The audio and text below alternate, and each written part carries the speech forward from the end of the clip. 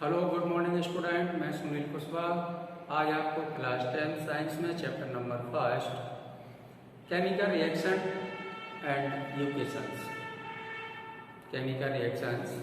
And equations में topic बताने जा रहा हूँ टाइप्स ऑफ केमिकल रिएक्शन।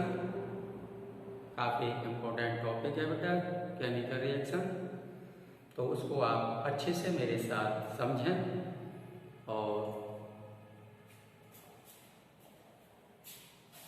मेरे वीडियोज को स्टार्टिंग से देखा करें, क्योंकि बीच बीच से वीडियो देखने में पूरा टॉपिक क्लियर नहीं होता है। तो आप बने रहे हमारे साथ और देखें टाइप्स ऑफ केमिकल रिएक्शन। तो जो केमिकल रिएक्शन होती है बेटा वो डिफरेंट टाइप के होते हैं। अगर उनके टाइप बताऊं मैं तो यहाँ पर 10th क्लास में आपको 5 टाइप्स पढ़ने हैं। देखो मैं नोट करता जा रहा हूँ, आप भी एक साइड नोट करते जाएंगे। इधर नोट कर दें तो अच्छा रहेगा, क्योंकि एक्सप्लेन करने के लिए हर जगह बची रहेगी हमारे पास। तो ऊपर टॉपिक डालेंगे आप types of chemical reaction.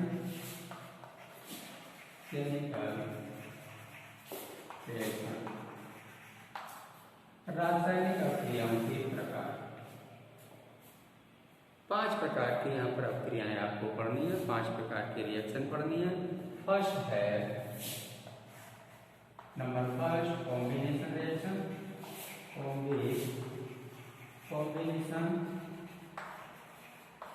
Reaction. थोड़ा शॉर्ट में लिखा है। सेकंड है डिकम्पोजिशन रिएक्शन।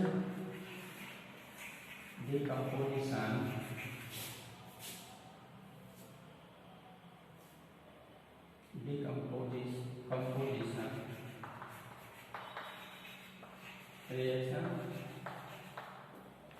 चलिए नेक्स्ट है कॉम्बिनेशन रिएक्शन, डिकम्पोजिशन रिएक्शन और थर्ड है बेटा displacement reaction. Third number displacement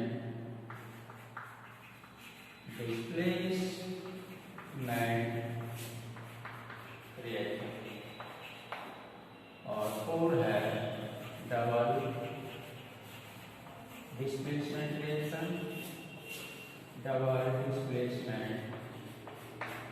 दिख रहा है इधर लिख देता हूँ डबल डिस्प्लेसमेंट रिएक्शन। और 5 है ऑक्सीडेशन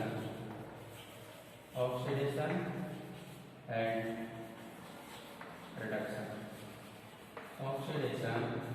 रिडक्शन। और इसको हम बोलते हैं रेडॉक्स रिएक्शन।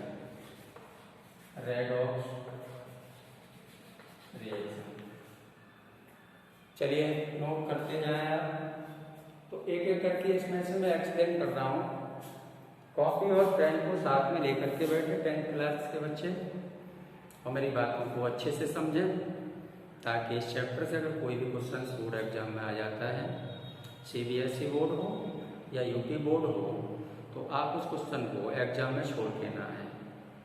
अच्छे से समझेंगे आप मेरी क्लास में, और वीडियोज़ को जब भी देखेंगे आप तो स्टार्टिंग से देखेंगे, आप पूरा वीडियोज़ देखें आप। चलिए कॉम्बिनेशन रिएक्शन, मिलना। ऐसी अभिक्रियाएं जिनमें 2 या 2 से अधिक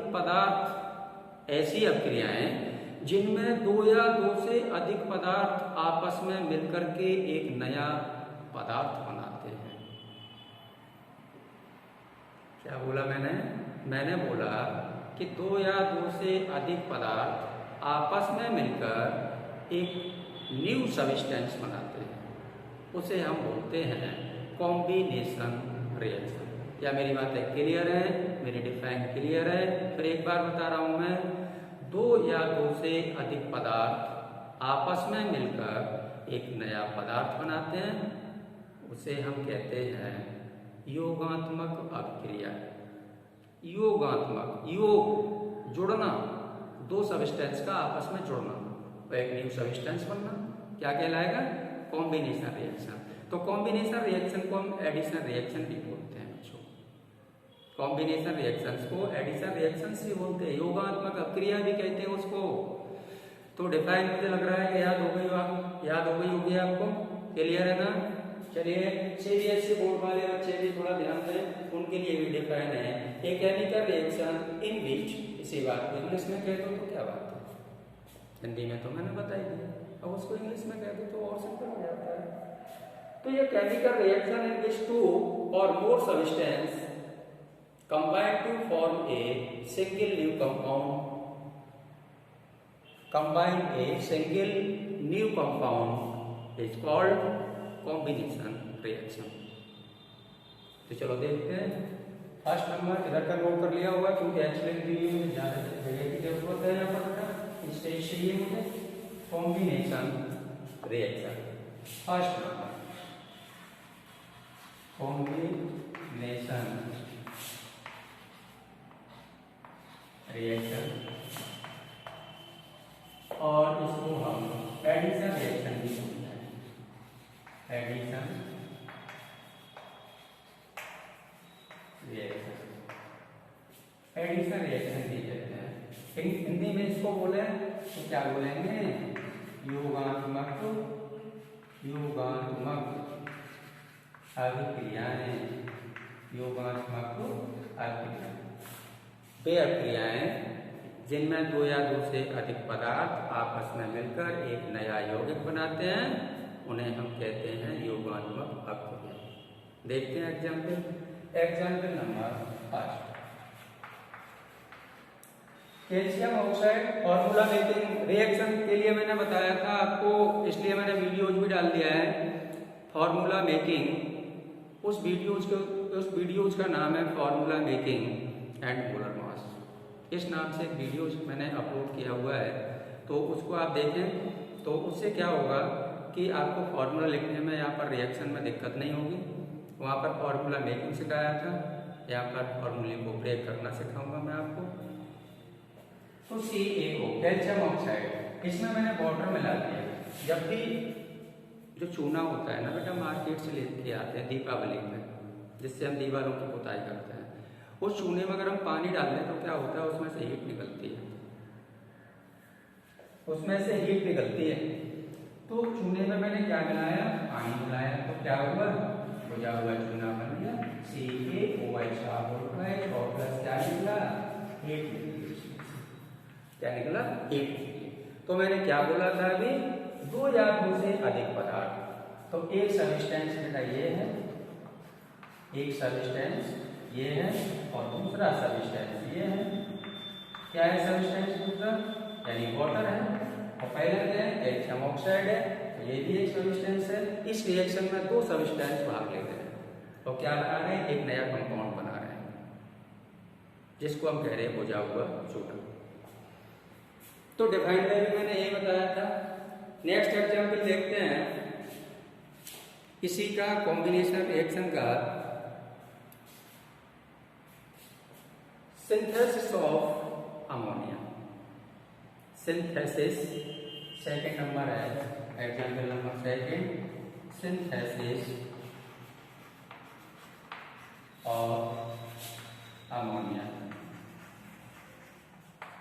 चलिए N2 प्लस 3H2 रिवर्सिबल, ये जो रिएक्शन होती है वो हमेशा रिवर्सिबल उत्क्रमणीय अभिक्रिया होती है, रिवर्सिबल रिएक्शन होती है।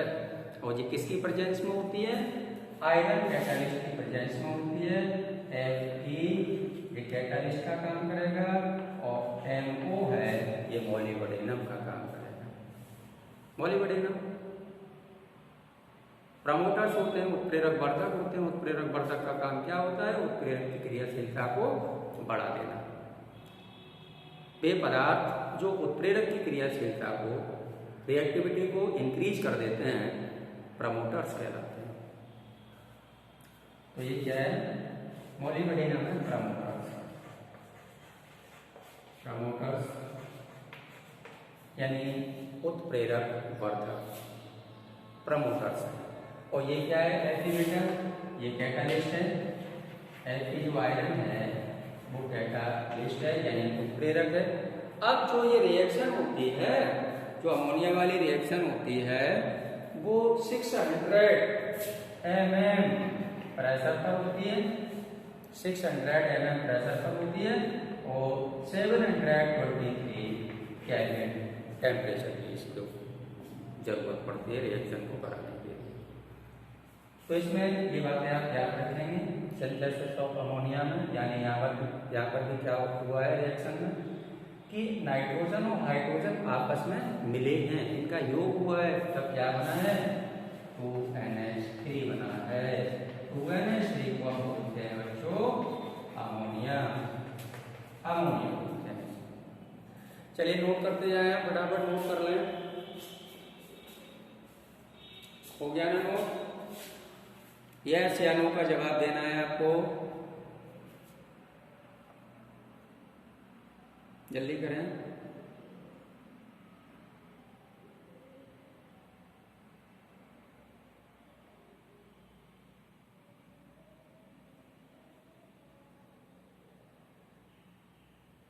Combination of coal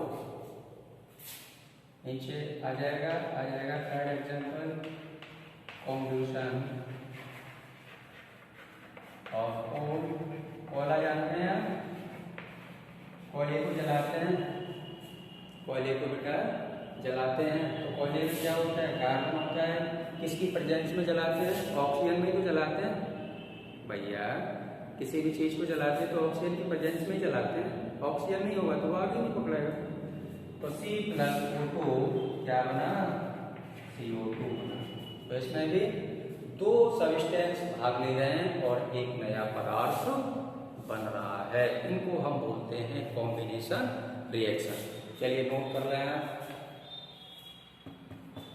next topic है, नेक्स्ट टाइप है डिकम्पोजिशन रिएक्शन। डिकम्पोजिशन अपघटन अभिक्रियाएं, अपघटन अभिक्रियाएं। चलिए नोट हो गया बेटा, चलो बहुत बढ़िया। सेकंड टाइप देखते हैं, हर टाइप पढ़ना है आज आपको इसमें। सेकंड टाइप है डिकम्पोजिशन रिएक्शन, अपघटन अभिक्रिया। Decomposition reaction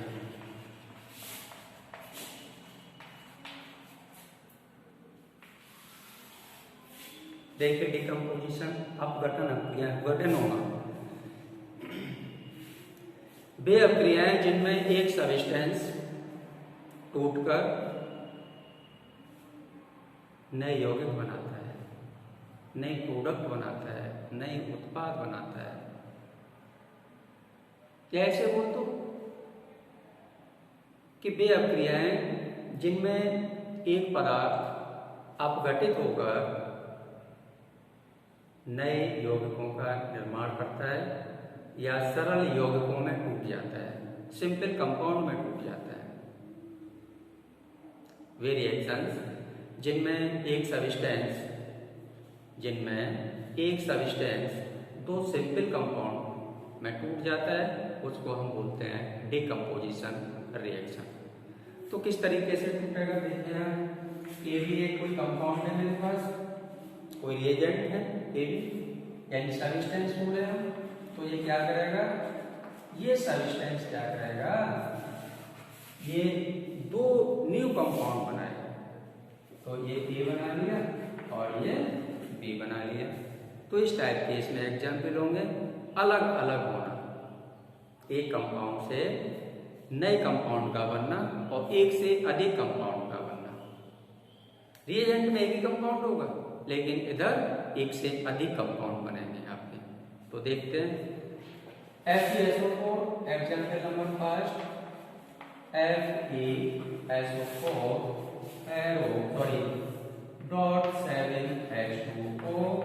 arrow. इसको बेटा अगर हम हीट करते हैं तो क्या होगा, FeSO4 बहुत अलग निकल जाएगा, ये FeSO4 + 7H2O। देखो एक ही सब्सटेंस था यहाँ पर, दो में ब्रेक हो गया, ये दो में ब्रेक हो गया, दो न्यू कंपाउंड बने हैं इस रिएक्शन में, डिकम्पोजिशन हुआ है, डिकम्पोज हुए हैं, अपघटन हुआ है। एक सब्सटेंस का दो यौगिकों में अपघटन हुआ है इसका। तो इसको नोट करते जाए आप, नोट कर लें आप। इसमें थोड़ा आगे लेके चलता हूं क्योंकि इसके भी 3 टाइप्स हैं।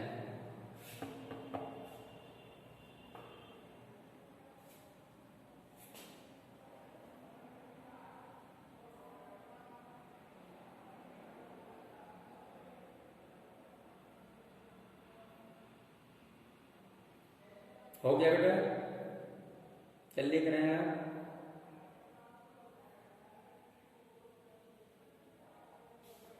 चलिए, जो डिकम्पोजिशन रिएक्शन होती है बच्चों वो 3 टाइप होते हैं, इसको समझिए। ये 3 टाइप होते हैं। फर्स्ट टाइप है थर्मल डिकम्पोजिशन, थर्मल डिकम्पोजिशन, ऊष्मीय अपघटन अपक्रियाएं। Thermal decomposition, decomposition reaction. बड़ा शॉर्ट में लिख देता हूँ रिएक्शन को, आप ध्यान दें। Thermal decomposition reaction. सेकेंड होती है बेटा electrolytic, electrolytic decomposition reaction, electrolytic decomposition, short में नहीं चलेगा, डिकम्पोजिशन रिएक्शन। और थर्ड है फोटोकेमिकल, फोटोकेमिकल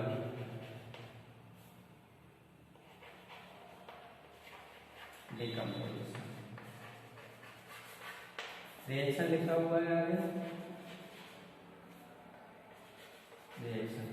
चलिए एक एक करके समझते हैं। ऊष्मीय अपघटन अपक्रिया। कुछ पदार्थ हमारे पास ऐसे होते हैं, कुछ केमिकल कंपाउंड ऐसे होते हैं, अगर जिनको हम हीट कर दें ना तो वो 2 या 2 से अधिक सरल यौगिकों में टूट जाते हैं। 2 या 2 से अधिक यौगिकों में टूट जाते हैं। उसको हम गर्म करने पर, हीट कंपलसरी है वहां पर बेटा, थर्मल में हीट कंपलसरी है, पॉइंट नोट किया जाए। थर्मल डिकम्पोजिशन में हीट देना बहुत जरूरी है, बहुत जरूरी है। तो यहाँ पर देखें एग्जाम्पल इसका, थर्मल डिकम्पोजिशन में एग्जाम्पल नंबर 5 इसकी बात करें तो इसमें क्या होगा, डिफाइन कैसे बनाएंगे, डिफाइन बताएं कैसे बनाएंगे, थर्मल डिकम्पोजिशन की डिफाइन कैसे बनाएंगे। टेम्परेचर के कारण, क्या बोला मैंने, टेम्परेचर के कारण जिस पदार्थ का डिकम्पोजिशन होता है उसे हम कहते हैं थर्मल डिकम्पोजिशन।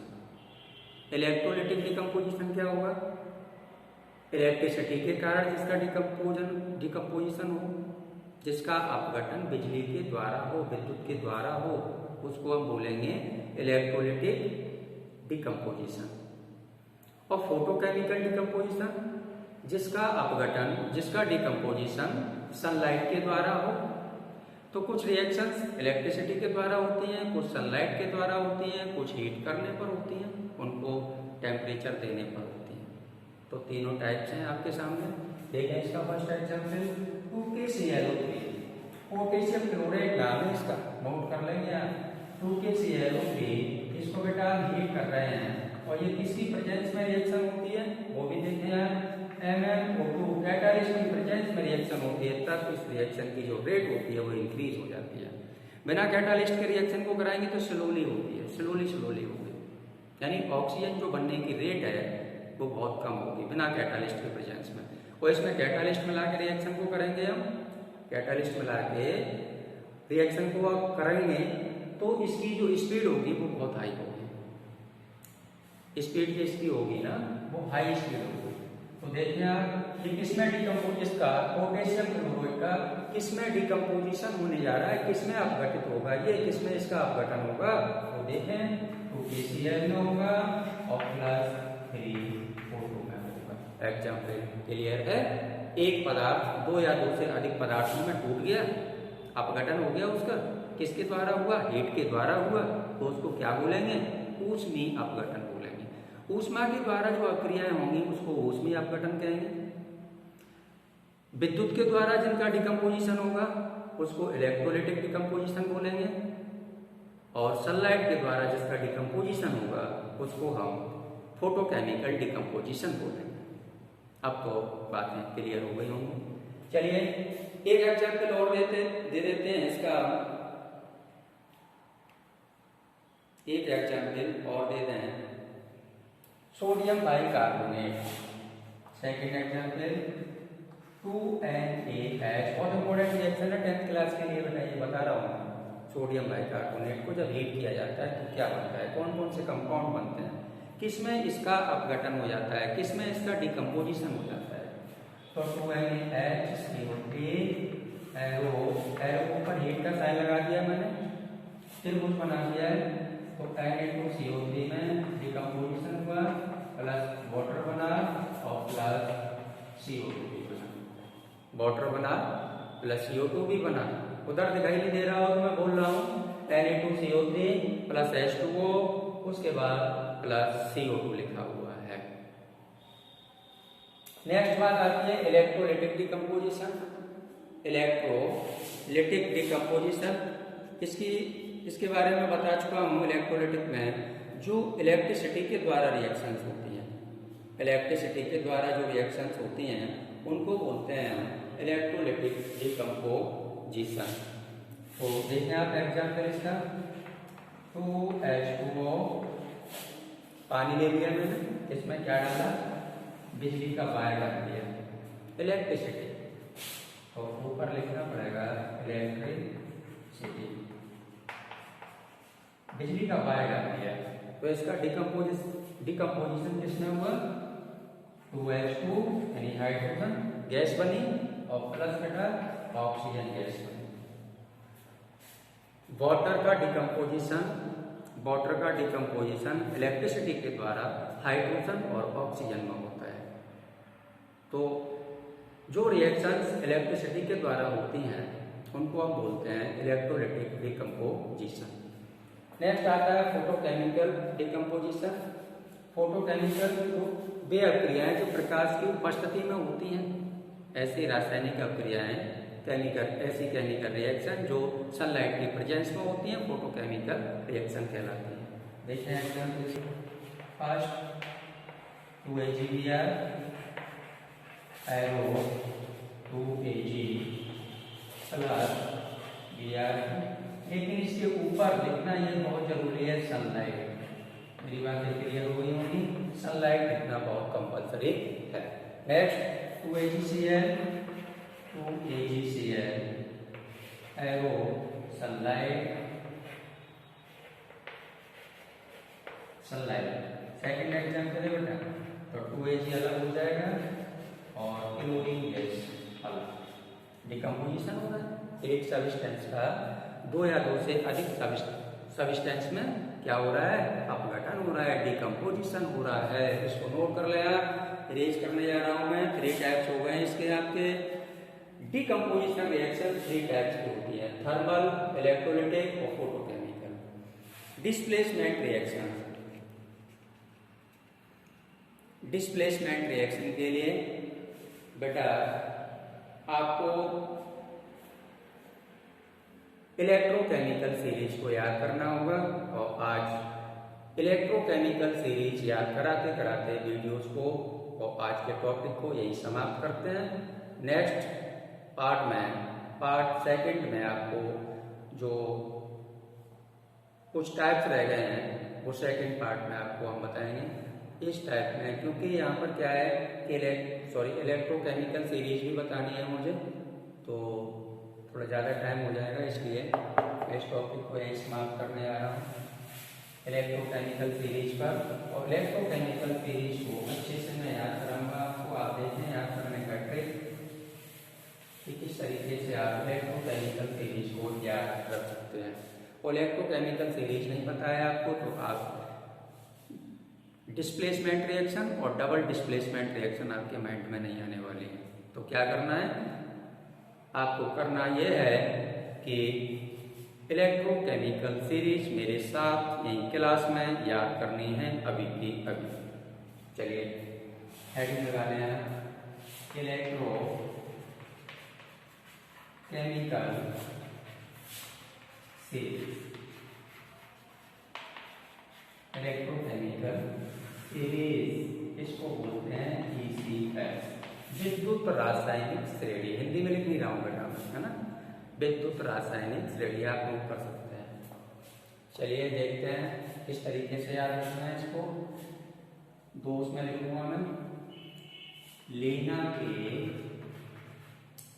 खाना मांगे और जन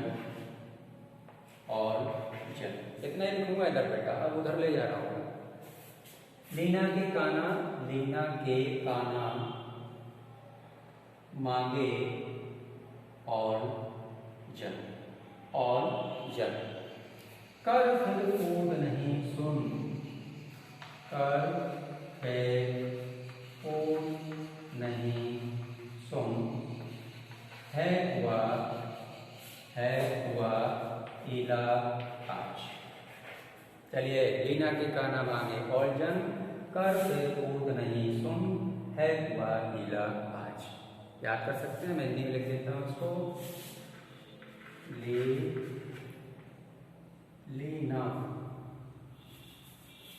बड़ा बेटा सही कर लें, लीना के काना मांगे, इसको सही कर लें, इसको सही कर लें आप। लीना के खाना मांगे और एयर का मतलब और, जेड का मतलब जन। लीना के काना मांगे और जन, या कर थे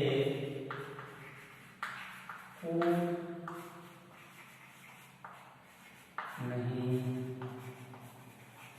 सुन, है हुआ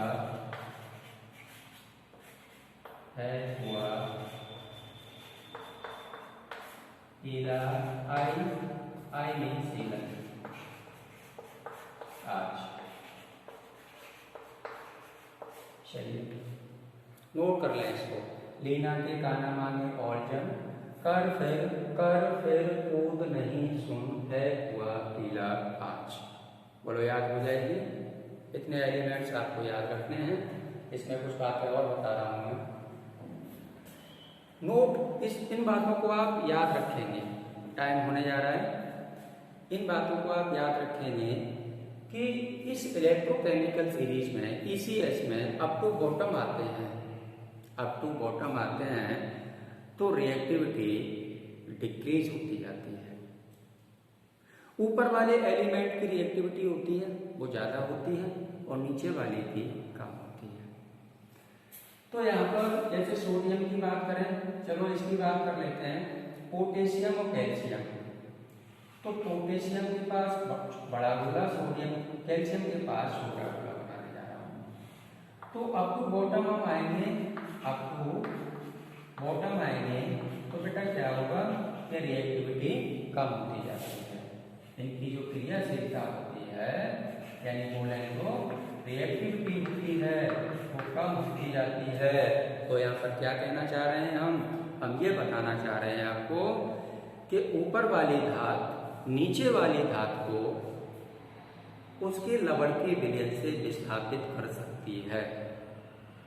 ऊपर वाली धात नीचे वाली धात को उसके लवण के विलयन से विस्थापित कर सकती है, लेकिन नीचे वाली धात ऊपर वाली धातु को, नीचे वाली मेटल ऊपर वाली मेटल को उसके सॉल्ट सॉल्यूशन से डिस्प्लेस नहीं कर सकते। जब ये नहीं आपको आएगा तो आप डिस्प्लेसमेंट रिएक्शन नहीं समझ सकते हैं। बोलो, क्लियर है?